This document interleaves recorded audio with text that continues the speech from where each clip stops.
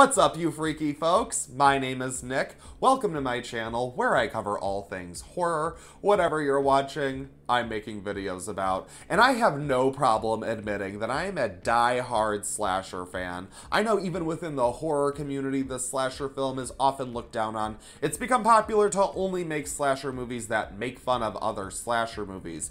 But I can't help it. I love the 80s slashers that set the formula that a lot of people despise, but I just so happen to love. And they have a bunch of these fun classics streaming on Tubi, the free ad-supported streaming service. So if you're looking to discover some hidden gems or revisit some favorites, I've got a top 10 list of my personal favorite 80s slashers that you can stream on Tubi right now. Number 10 is The Intruder. Kicking off the list is one of my favorite wacky ones. The late-night crew of a small-time grocery store is stalked and picked off one by one in increasingly gruesome fashion. Is it the final girl's ill-tempered ex-boyfriend, or is there someone more sinister lurking in the aisles? I worked in a grocery store for over 10 years, so this has always been a fun one to revisit. I don't know why we don't have more grocery store horror, but I'm here for more workplace horror in general. The Intruder was put together by a lot of the same creative team that worked on the Evil Dead movies.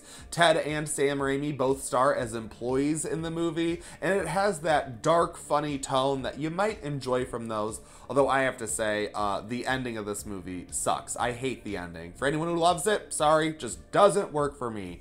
But overall, this is a lean, mean, fun slasher with gory kills, funny characters, and one long-ass chase scene that I love. Number 9 is Hell Night, a college slasher from the golden year of 1981. 4 college students pledging their respective sororities and fraternities are tasked with spending the night in a spooky old mansion. What starts out as a series of pranks turns into a fight for survival as a hidden evil begins picking them off one by one, as per usual. What's extra fun about this one is that it starts out at a costume party, so our characters are dressed up throughout, and it mixes elements of the haunted house movie with the slasher, and it even manages to break some familiar tropes. I'm not one to spoil anything, but let me just say this one has the Halloween vibe, so there's no better time to check it out. Number 8 is Sweet 16, and this is probably not going to be anyone's favorite, but I have to talk about it. Melissa is a spoiled teenage girl who moves to a small town in the desert shortly before her 16th birthday, and she is just so beautiful, all the guys are dropping at her feet. No, really, everyone is dropping dead around this chick. Who is killing all of the dudes in town? Gee, I wonder. I like that this one is more character-based and mystery-focused, which is rare for this category, and I have to say all of these movies are quite problematic in their own way, but this one maybe especially so because it tries to touch on bullying, racial prejudice, and feminism, and doesn't really succeed at any of that. However, I think that this movie does play with some interesting ideas that viewers can find their own interpretations to have fun with. I'm winking at that ending. Number 7 is The Slayer, another one that not a lot of people are gonna love, but it's one that I think more people should watch. 2 couples head to a secluded island for a getaway, and the group includes Kay, a woman having nightmares of the Slayer, a supernatural slasher who commits horrific murders. When the nightmares begin happening in real life, the group must fight for survival if they want to escape their vacation. This is one you might want to have spoiled for you because the ending definitely pulls the rug out from under you,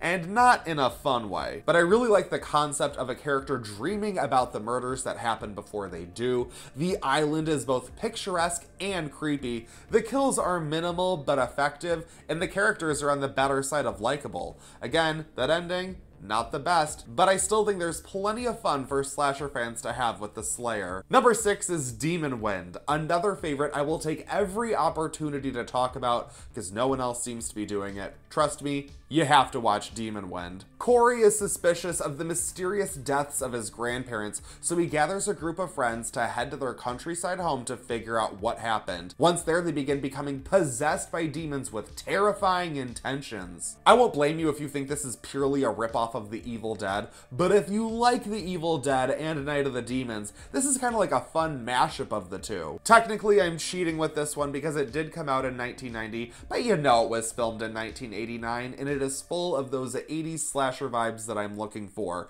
And again, I'll take every opportunity to recommend it. Number 5 is The Initiation, another college slasher. This one is about a group of young women pledging a sorority. As our final girl battles demons from her past, she is convinced to let her sorority sisters break into her father's department store for pledge night. It all leads to one slasherific final act, as you can imagine. It might be slow to start, but it plays with ideas that I think keep it entertaining throughout.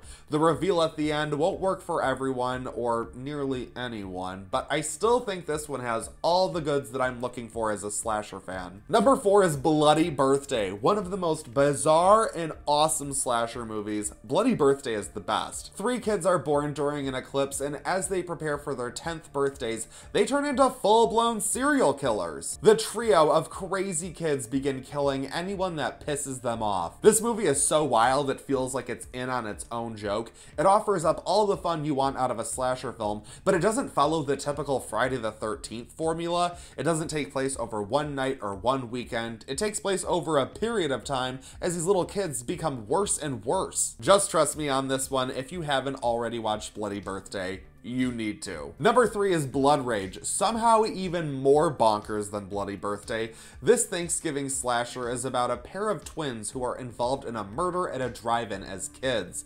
One is sent to a psychiatric hospital while the other leads a normal life, until one holiday evening when the mental patient breaks out and heads home for turkey dinner with the family as bodies begin piling up in the neighborhood. Blood Rage is known for its gory kills and hilarious acting. It is much more Friday the 13th, but it's fast-paced and short.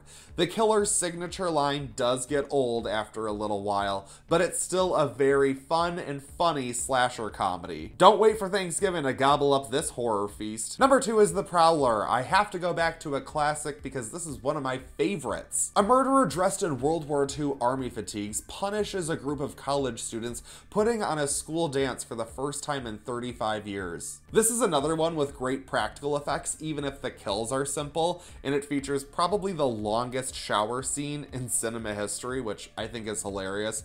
But I also like the investigation aspect as our final girl runs around trying to figure out what's going on. This is a must-watch for all slasher fans, so if you haven't watched it, Halloween season is the best time to add it to the rotation. Okay, and you are not going to agree with me with number 1, so brace yourself now. Number 1 is House on Sorority Row. Probably not anyone else's favorite, but I love this slasher gem, so let me take a moment to enjoy it. A group of sorority sisters plan a graduation party, but their grumpy house mother is having none of that. They decide to pull a prank on the old lady and wind up killing her in the process. While trying to cover up for their actions and dispose of the body, a masked killer begins stalking and targeting them as their grad party rages on. This is what I would call slumber party horror because it's a pretty light slasher film. The kills are mostly off-screen and not very gory. There's a little bit of nudity, but it's mostly pretty PG-13.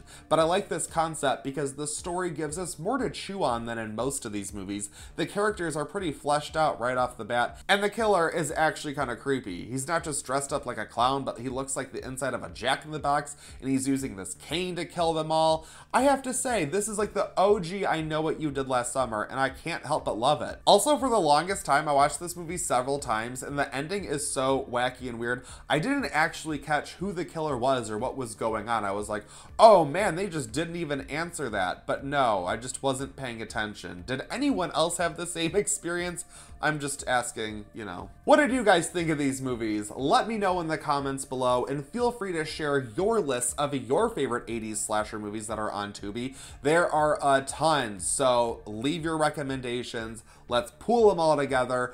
All 80s slasher fans, you're my people. You're just my people. Thank you so much for watching this video. I greatly appreciate it. Feel free to follow me on Instagram if you're interested. Subscribe to my channel and hit that bell so you can get all kinds of more spooky, fun horror lists that I've got planned for you. I'm lining up all the best horror movies to watch on all of our favorite streaming services so you don't waste a moment of Halloween season. Thanks again. I can't thank you enough, especially if you made it to the part where I'm just thanking you for 5 minutes. That's it for this video, but I won't stop you from watching another.